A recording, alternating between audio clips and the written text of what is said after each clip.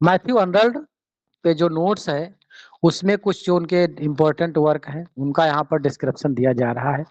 जैसे पहला हमने लिया हुआ है the strayed reveller and other poems, 1849 में आता है। ये रिटन और पब्लिश इन 1849 ही है। पब्लिशर जो है इसके एडवर्ड मार्क्सन है। The strayed reveller and other poems London, Edward Moxon के द्वारा ये प्रसारित किया गया है। This is a collection showcase under exploration of theme like the alienation, love, nature, making his development as the significant point of the Victorian era. ये work ऐसा है जहां से लगता है कि जो है मैथ्यू अर्नल्ड विक्टोरियन एरा के एक पॉइंट है। ये पोएटिक जनरा जो है इसका लिरिक पोएट्री माना जाता है, जो कि नरेटिव पोएट्री के अंतर भी कंसीडर की जाती है। मेजर अगर कैरेक्टरिस्टिक्स किसकी है, ये the strayed reveller and other poems की। ये एक कलेक्शन है डिफरेंट पोएम्स का, जो कि 1849 में आता है। इसमें जो है इमेजरी और सिंबलिज्म का अच्छा इस्तेमाल किया है अर्नल्ड ने, और पर्सनल और सोशल थीम्स को इन्होंने डिपिक्ट किया है। मेलैंकोलिक टोन इसमें दिखाई गई है। इनर कॉन्फ्लिक्ट देखने को इस वर्क में मिलता है जिसका नाम है स्टेट रेवलर। अब इसमें हम देख लेते हैं कौन कौन सी पोएम्स इसमें आती हैं। कलेक्शन का क्या नाम है, स्टेट रेवलर, जो 1849 में आता है। इसमें पोएम्स कौन कौन सी आती हैं, द फॉर सेकेंड मरमैन, एक नरेटिव पोइम है। इसकी एक फेमस लाइन हमने इसमें दे दी है, come back to the fallacy and the city of sin. ये एक लाइन है फॉरसेक मैन मरमन की है, जो कि स्टेट रेवलर में 1849 में आता है। द सिख किंग इन बुखारा, ये एक उसी का पोइम है, उसी कलेक्शन का। A poem that delves into the theme of power, sickness, and existential despair of reflecting under concern with the leadership और morality. डिसअपेयर की थीम इसमें दिया है। लाइन जो इसमें एक दी गई है, the king is sick, the king is old. Line इसलिए इंपॉर्टेंट है ये, अगर ऐसा कह दिया जाए the king is sick and king is old, तो दो चीजों में आपका दिमाग जा सकता है। विलियम शेक्सपियर के किंग लियर पे जा सकता है, और एक जिसमें जो है टू जेंटलमैन ऑफ बरोना पे जा सकता है। तो यहाँ से ये कंफ्यूजन होता है, तो इन लाइन्स को हमने यहाँ पर थोड़ा तरजीह दी हुई है। अगला जो इनका आता है collection, Empedocles on Etna and other poems, 1852 में आता है। पब्लिशिंग डेट सेम है इसकी, एडवर्ड मैक्सन के द्वारा ये भी लाया जाता है। Empedocles on Etna and other poems London के नाम से जो है प्रसारित किया जाता है 52 में। और ये कलेक्शन है फिलोसफिकल एंड एग्जिस्टेंशियल थीम को लेकर के कई पोएम्स का। फिलोसफिकल पोएट्री ये मानी जाती है और ड्रामेटिक मोनोलॉग है। इसका जनरा जो है ध्यान रखिएगा, इम्पेडोकल्स and Etna dramatic monologue genre को डील करता है।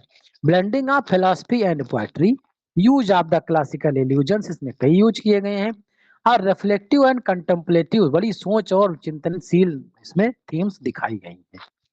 द बरीड लाइफ, ये चीज ध्यान रखना है कि ये वर्क जो है किस कलेक्शन में आता है। इम्पेडोकल्स ऑन एटेना का जो पहला वर्क है द बरीड लाइफ है। इसका जो फीचर है, जो लाइन है, हम बता रहे हैं आपको, but often in the world's most crowded streets, but often in the world's most crowded street. Crowded street आ जाए तो पकड़े के दिमाग में थोड़ा ट्रिक व्रिक बना करके रखिए। द बरीड लाइफ का है, इम्पेडिकल एंड एटेना पर आया है बाय मैथ्यू अर्नल्ड, जो कि इसकी कमिंग डेट है 1852। इम्पेडोकल्स एंड एटेना जो इसका नाम है इस पूरे कलेक्शन का, उसके नाम के एक पोएम भी है जिसका जनरा ड्रामेटिक मोनोलॉग है। और ये जो वर्क है तो थॉट्स और कंटेम्पलेशंस ऑफ लाइफ, डेथ और नेचर ऑफ एग्जिस्टेंस की जैसी थीम्स को डील करता है। और इसकी जो मेजर लाइन है, आई एम द ग्रेट इम्पेडोकल्स, या इम्पेडोकल्स अगर मिल जाएगा तो यहाँ से आप पकड़ लेंगे। हम ब्रीफ में चीजों को इसलिए करते चलते हैं क्योंकि मेजर जो वर्क है हम डिटेल में पहले से पढ़ चुके हैं। अब ये ऐसे वर्क हैं जिसमें हमको ये जानना जरूरी है कि ये वर्क इन्हीं का है, दूसरा ये वर्क आया कब है और किस कलेक्शन में आया है, इसमें क्या चीज इन्होंने बताई है, और इसकी कोई मेजर अगर लाइन है तो भी हमें पकड़ लेनी है। बाकी जो इनके जैसे कल्चर एंड एनार्की है, सोहराब एंड रुस्तम है, और स्कॉलर जिप्सी है, इसको हम अलग से डील कर चुके हैं बड़ा वाइड स्प्रेड लेवल पर।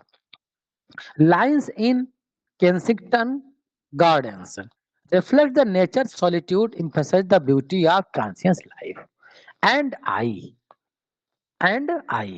in my own mind I am a hermit now. hermit से पकड़िएगा, और इससे जो है कंफ्यूजन भी कई वर्क में और हो सकता है विलियम शेक्सपियर के। ट्रिस्टन एंड आइसल्ट, ट्रिस्टन एंड आइसल्ट, ये भी ट्रिस्टन एंड ईस्टर्नी करके एक वर्क, कुछ नाम नहीं याद आ रहा, किसी दूसरे का मिलता जुलता है, तो वहां से कंफ्यूजन ना हो। Retelling of a tragic love story, Tristan and Iseult, ये दो इसी के पात्र हैं, करेक्टर हैं। इसमें लव और फेट जो है दिखाया गया है। With the leave in the woods and the light on the sea, woods and sea का लाइट अगर रेफरेंस मिलता है तो ट्रिस्टन एंड इसेल्ट का जो है आप इसको पकड़ के रखिए। समर नाइट वर्क इंपॉर्टेंट है इनका, समर नाइट इम्पेडोकल्स एंड एटेना में ही आता है, और इसकी जो फेमस लाइन है, और जब हम एक कलेक्शन पहले बता दिए हैं कि कब आया है, तो सारे के सारे वर्क जो है उसी कलेक्शन में आते हैं, तो उसी ईयर में आते हैं वो। The star of sun shining in the summer night, अब मिड समर नाइट ड्रीम पे दिमाग जा सकता है आपका, तो वहां से कंफ्यूज होने की जरूरत नहीं है, ये समर नाइट करा गया, अगर लाइनें दे दी जाए तो आप mid summer night William Shakespeare पे कंफ्यूज हो जाएंगे। इसलिए जो पीजीटी वालों को लिए बड़ा खतरा रहता है। टीजीटी वालों के लिए तो भाई वहां अनरल्ड है नहीं, लाइन वहां पूछी जाने की उम्मीद नहीं है, ज्यादा ज्यादा ये पूछा जाएगा कि इनका मेजर वर्ग कौन सा है, एरिसिस पूछ लिया गया, आपका जो है इम्पेडिकल एक्टर ना पूछ लिया जा सकता है, या फिर जो है आपका स्कॉलरशिप पूछ लिया जा सकता है, कल्चर एंड एनार्की पूछा जा सकता है, एशियन क्रिटिसिज्म पूछा जा सकता है, लेकिन लाइन अंदर से टीजीटी में नहीं पूछी जाएगी। लाइन्स जो पूछी जाएंगी अंदर डेप्थ के क्वेश्चन हो, वो पोस्ट ग्रेजुएट में ही बनेंगे। Switzerland number 5 to the Margaret continued, a poem reflecting the loneliness से एक जो है सॉलिट्यूडनेस जो है इसमें दिखाया गया है। We are not the same, we can not be as one, we are not the same, we can not be as one, ये जो है स्विट्जरलैंड नंबर 5 से है। पोएम्स 1853 बड़ा ही इंपॉर्टेंट एक कलेक्शन है, कई इसमें इंपॉर्टेंट वर्क जो है आए हैं। पब्लिशिंग इसकी जो है 1853 में है, एडवर्ड मैक्सन इसके पब्लिशर रहते हैं। Sohrab and Rustam and other poems इसमें आती हैं, और ये काफी इंपॉर्टेंट इनका कलेक्शन माना जाता है। स्ट्रॉन्ग एंड नरेटिव एलिमेंट्स इसमें देखने को मिलते हैं, theme heroism loss and morality इसमें है पूरे कलेक्शन में, और लिरिकल क्वालिटी इसमें देखने को मिलती है। इसका जो पहला वर्क आता है आपका सोहराब एंड रुस्तम आता है, पूछ लिया जाए कब है, कलेक्शन जब आया है तभी इसका पब्लिशिंग है 1853, सोहराब एंड रुस्तम। एक नरेटिव ट्रेजिक नरेटिव पोएम है जिसमें फादर एंड सन का, हालांकि इसको डिटेल में हम पहले पढ़ चुके हैं तो ज्यादा डिटेल में नहीं जाएंगे। But the heart of the man is broken, ये लाइन इसी की है, ध्यान में रखने की बात है। कालाइस सेंट्स, ये भी जो है पोइम्स 1853 का एक पोइम है, उसी का कलेक्शन में आता है। The scents of the clays speak of the distant source, scents आ जाए तो समझ लो कि क्लाइस सेंट्स जो है पोइम है अनरल्ड की, उसी से आया जो 1853 में वर्क आता है। द स्कॉलर जिप्सी हम सेपरेटली इसको वाइड लेवल पर काम कर चुके हैं, उसका पीडीएफ भी आप लोगों को मिल चुका है। गो टू द, इस पे हम टेस्ट भी कर चुके हैं। Go to the gypsies camp, एक जनजातीय कैंप होता है, ऑक्सफोर्ड का बंदा होता है, वो उनके साथ में चला आता है, कुछ सीखेंगे। चर्च ऑफ ब्रो, ये भी जो है एक चर्च पर स्पिरिचुअल हिस्टोरिकल सिग्निफिकेंस इसमें दिखाया गया है, एक ब्रो एक प्लेस है वहां का। The church stands as the beacons of hope, ये लाइन उसी सी है, चर्च से लेकर के कहीं मिल्टन से नहीं कंफ्यूज होना है, हालांकि जो है यहाँ पर ऐसे क्वेश्चन बनने की उम्मीद है नहीं, लेकिन मिल्टन के चर्च पे काफी वर्क आते हैं, तो उससे रिलेटेड दिमाग में जा सकती कुछ चीजें। Request A meditative death and mornings, एक प्रकार से बिलाप वाली पोएम इनकी है जो डीप सारो को एक्सप्रेस करता है। In the grave where my love lies, कब्र जहां पर मेरा प्यार लेटा हुआ है। लाइन जो है आपको जो रोमियो एंड जूलियट से कंफ्यूज कर सकती है, वहां पर भी इस तरह की लाइंस आपको देखने को मिलेंगी। बट ये जो है रिक्वेस्ट से है और ये वर्क किसका है, मैथ्यू आर्नल्ड का है, जो द पोएम्स 1853 में आता है। मेमोरियल वर्सेस हम सेपरेटली इसको देख चुके हैं। ये जो है गेटे, बायरन और वर्ड्सवर्थ, तीन पोइट्स को रेफरेंस इसमें मिलता है। The voice of the poet is immortal, ये लाइन फेमस है, कई बार पूछी गई है, यहाँ से चीजें क्वेश्चन बन सकते हैं। Stanza in memory of the अर्थन ओबरमैन, ये the heart of the poet is forever aching, ये लाइन कंफ्यूज कर सकते हैं आपको इन मेमोरियम से और ये स्टेंजा इन मेमोरी से। ये दोनों इस तरह की मिलती जुलती लाइनें यहाँ पर देखने को, इसका सेंस भी आपको मिलेगा, लेकिन इसको अलग समझ के रखिएगा। स्टेंजा इन मेमोरी है जो कि पोएम्स में आती है, 1853 में आता है।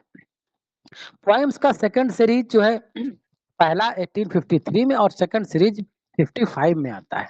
पब्लिशर सेम है, एडवर्ड मैक्सन, और डेट पब्लिशिंग की 1585 होती है, तो 1855 है। पोएम से second series London Edward Maxon के नाम से जो है पब्लिश होता है। इसमें कई जो है आर्नल्ड के फेमस जो है वर्क आते हैं और इसमें जो है ज्यादातर डेथ, मॉर्न, ह्यूमन एग्जिस्टेंस, अपने निजी अनुभवों को उन्होंने दिखाया है। इमोशनल एंड डेप्थ इंट्रोस्पेक्शंस इसका एक फीचर हो सकता है। Complex imagery and symbolism, expression की image the morality and faith, चीजें देखने को मिलती हैं। यहाँ पे भी एक इम्पोर्टेंट एक दो पॉइंट आपको देखने को मिलेंगी। बाल्डर डेट, एक डेथ ऑफ बोल्डर को एक जो है एड्रेस करता है। सैक्रिफाइस एंड लॉस इस वर्क की थीम हो सकती है। Balder is dead but his light will return, उस बाल्डर तो मर गया लेकिन उसका ज्ञान, उसका प्रकाश, उसकी आत्मा फिर से वापस होगी। तो बाल्डर से ही पकड़ लेंगे, बाल्डर डेड है। आता किसमें है ये, वो सेकंड सीरीज की पोएम में आता है। The modern element in literature, inaugurated lecture at Oxford November 1857, एक लेक्चर दिया था उन्होंने ऑक्सफोर्ड में नवंबर 1857 में, उसका एक कलेक्शन इसमें पब्लिश किया जाता है। इसका पब्लिशर डेट जो है नवंबर 1857 है। क्योंकि ये लेक्चर है तो इसका पब्लिशर कोई नहीं है। Reference modern enlightenment in literature, inauguration, इसमें चीजें दिखाई गई हैं। Arnold discuss the evolution of literature and it's reflection of the contemporary society. वो कहते हैं कि जो है जो हमारे जो समकालीन राइटर हैं उनके द्वारा लेखनी लिखी जा रही है उसका इम्पैक्ट समाज पर बहुत ज्यादा पड़ता है और इसलिए जो है हमें वो चीजें ज्यादातर लिखनी चाहिए जिससे समाज में कुछ आमूलचूल सुधार भी देखे जा सकते हो। इसमें जो है एक प्रकार से एक क्रिटिकल एनालिसिस भी उन्होंने एक्सप्रेस किया हुआ है। एनालिटिकल अप्रोच जो है इसमें दिखाई है इस पूरे लेक्चर में, और उन्होंने relationship between the literature and modernity के बीच में। किसी का माइक ऑन है, कुछ कह रहा है कोई क्या जी? Kindly mute your mic. हमारी आवाज आ रही है सबको, स्क्रीन क्लियर है? Yes sir. Yes sir, yes sir. चलिए, मेरोप अ ट्रेजेडी, ये वर्क एक ऐसा वर्क है जो एक ट्रेजेडी है। इनका जनरा जो है 1858 में आता है और पब्लिशिंग डेट सेम है। एडवर्ड मैक्सन इसके पब्लिशर भी सेम है।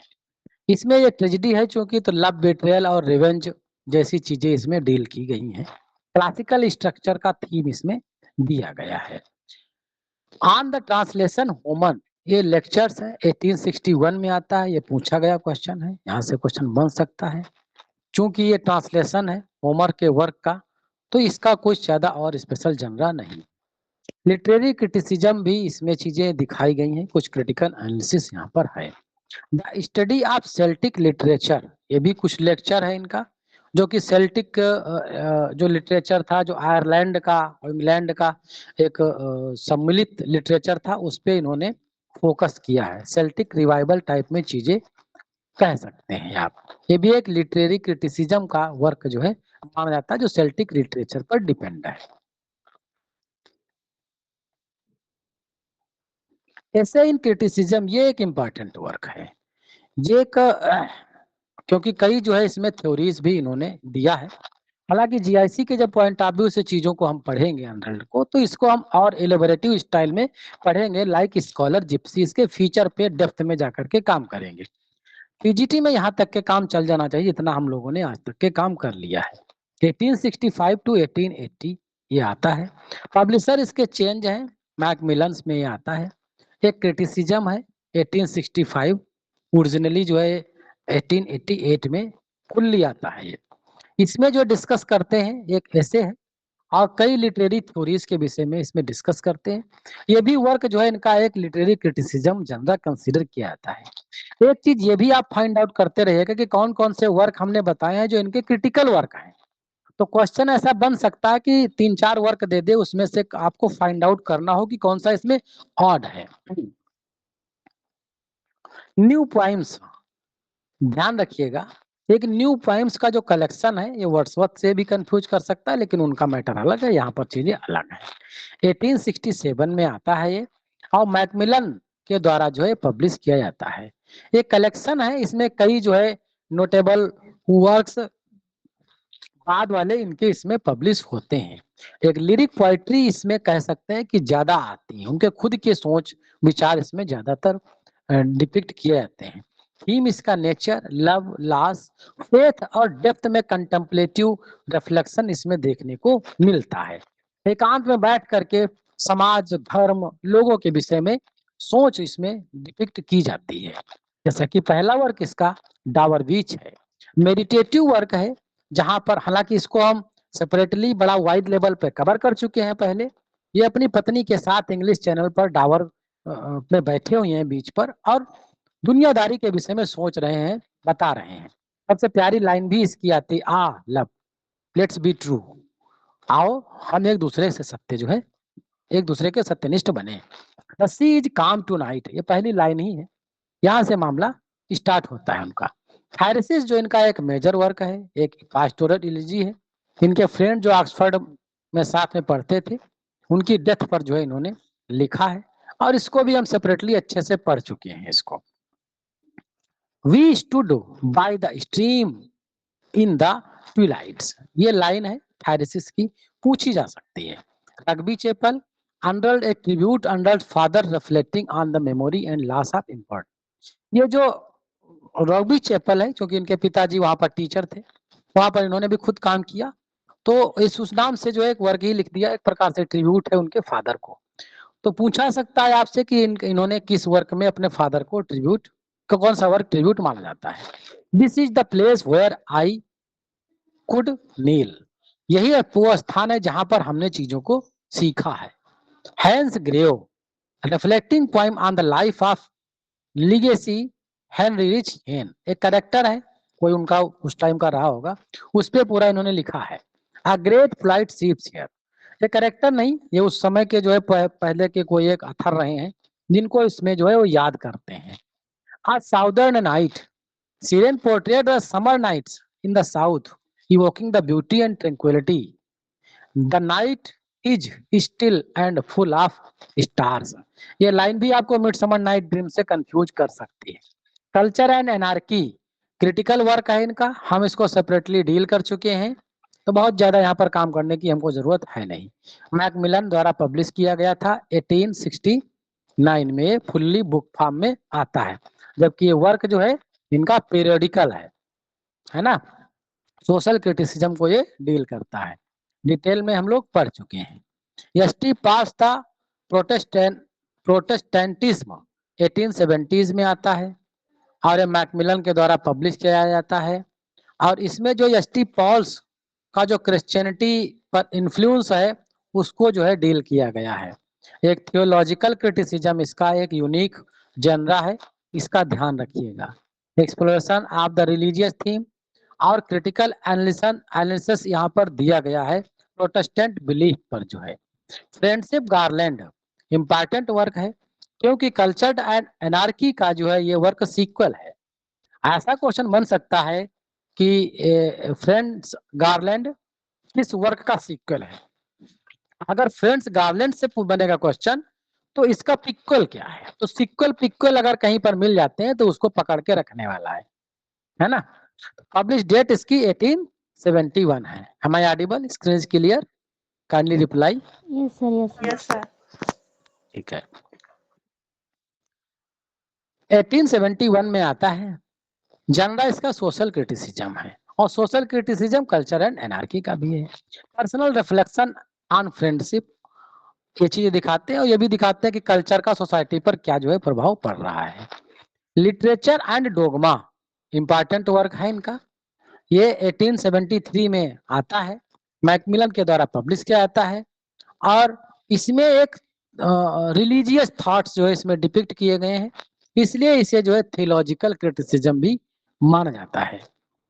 यहाँ पर फेथ और रिलीजियस थॉट्स, रिलीजियस डोगमा आदि चीजें इसमें दिखाई गई हैं।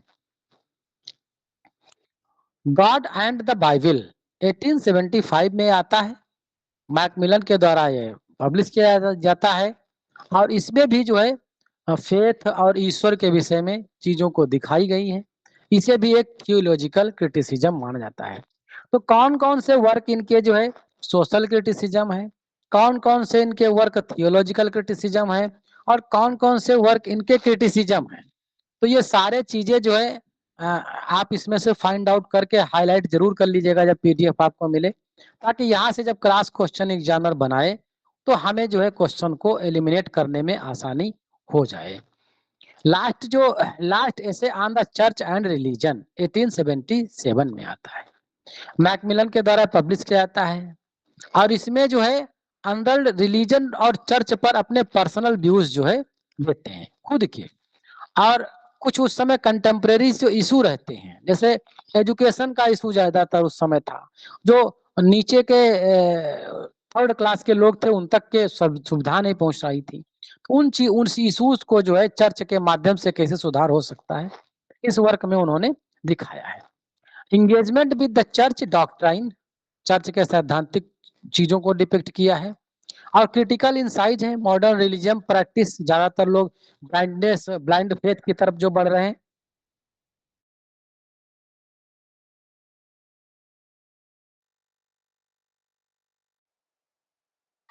सर माइक म्यूट हो गया आपका।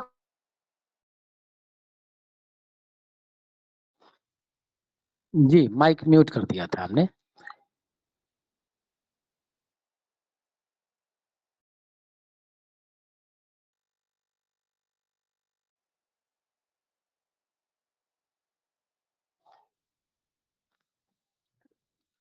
मॉडर्न रिलीजियस एंड प्रैक्टिसेस के विषय में जो है यहाँ पर काफी चीजें इन्होंने अपने विचार दिए हैं।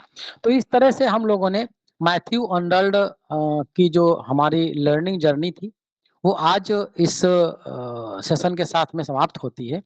अब इसका जो है क्रिटिसिज्म रह गया है, तो कल जो है हम एक थोड़ा सा सेशन ले करके क्रिटिसिज्म डील कर देंगे और बाकी जितना अभी तक के मैथ्यू अर्नल्ड पे हमने काम किया है उस पे एक ज्वाइंट टेस्ट कल जो है आप लोगों को मिल जाएगा। आई थिंक 50 to 100 क्वेश्चन के करीब में होगा, पूरे होल वर्क उनके और बायोग्राफी सब कुछ जो है उसमें सम्मिलित होगा। तो ये वर्क क्वेश्चन कल मिल जाएगा, वो करिएगा आप लोग और क्रिटिसिज्म भी उसके हम इलेबरेट करने के बाद उसको जो है साथ में हम लोग डील कर लेंगे।